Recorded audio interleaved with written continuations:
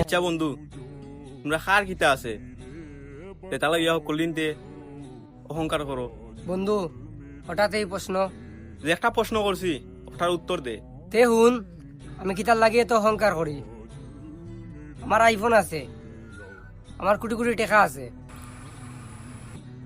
আমার আছে শক্তি, আমার আছে পলিটিক্স পাওয়ার, আমার আব্বা এখন রানিং চেয়ারম্যান।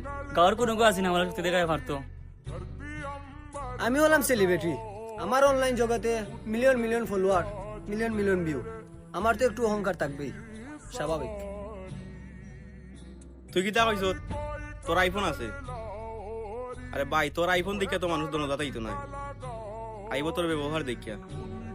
আর কিতা কইস তোর অনেক টাকা আছে, কাফনের কাপড়ে তো পকেট থাকে না, তুই টাকা নিয়ে কবরে যাবি।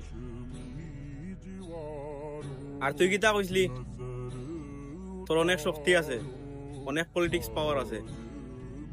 তুই মরার পরে তোর সায়াতিনাথ নিচে রাখি আইলে তোর পলিটিক্স পাওয়ার, তোর শক্তি তুই পারবি নিউটে আইতে। ওবা সেলিব্রিটি সাহেব, তোমার তো মিলিয়ন মিলিয়ন ফলোয়ার্স। তুমি মরার পরে তোমার যে খবরের মাঝে আদাব শুরু হইব, তোমার ফলোয়ার্স কেটে এইটা ইয়া বাক করে নিব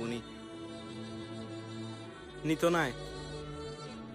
যার যার কর্মর ফল তার তার নিজে নিজে বাক করে নিতে হইব। আমরা আল্লাহ তাআলা কিতা কইছেন, কুল্লু নাফসি যায়কাতুল মউত, প্রত্যেক প্রাণীকে মৃত্যু স্বাদ গ্রহণ করতে হবে।